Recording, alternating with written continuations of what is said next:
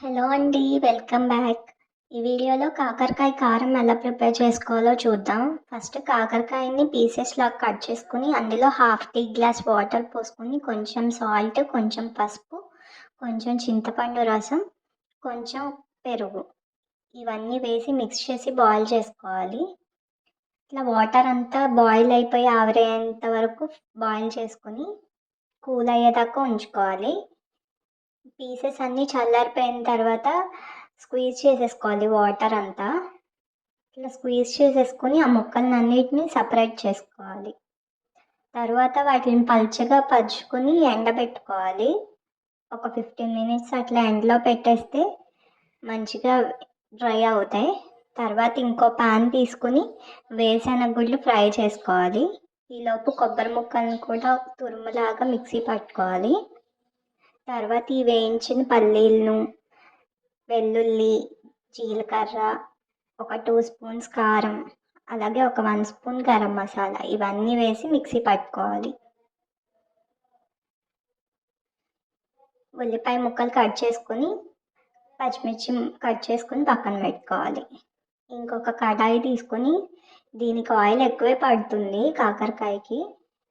కొంచెం ఒక 3 స్పూన్స్ అట్లా ఆయిల్ వేసుకొని ఈ డ్రై అయిపోయిన కాకరకాయ ముక్కలు వేసి ఫ్రై చేసుకోవాలి.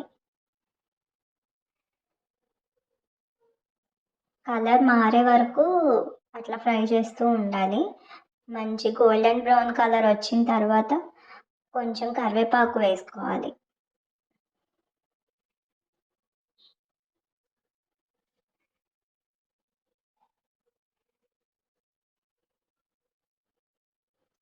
ఇప్పుడు కట్ చేసుకున్న పచ్చిమిర్చి, ఉల్లిపాయ ముక్కలు వేసి ఇంకా ఫ్రై చేసుకోవాలి.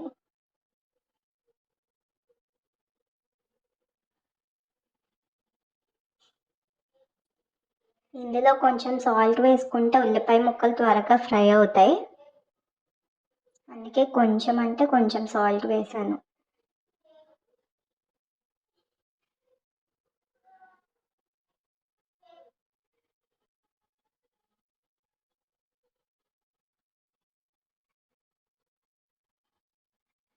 కొంచెం పసుపు కూడా వేసుకోవాలి.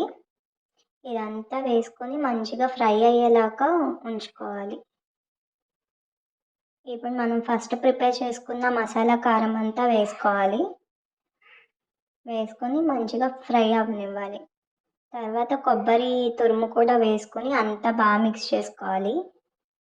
ఇదంతా కలర్ చేంజ్ అయ్యే వరకు ఉంచుకొని కొంచెం సాల్ట్, కారం చెక్ చేసుకుంటే కాకరకాయ కారం రెడీ. వీడియో నచ్చితే లైక్ చేసి, షేర్ చేసి, కామెంట్ చేయండి.